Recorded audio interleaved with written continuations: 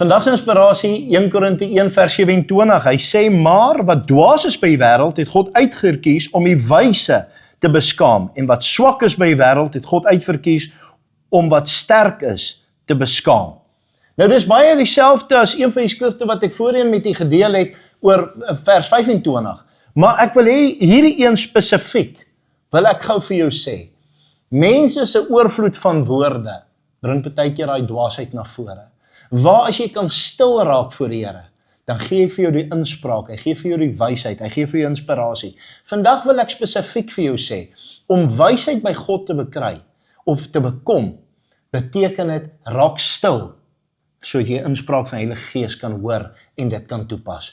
Vandag is dit baie belangrik. Mense wat so vinnig en so kliphard praat en hulle gee hulle self nie kans hier, loop net, die woorde loop net. Mense, dis eintlik baie, baie gevaarlik. Daar's 'n erge spreekwoord en verskoon dat ek dit vir julle gaan sê. Hulle sê hulle het verbale diarree, want dit loop net. En weet jy wat?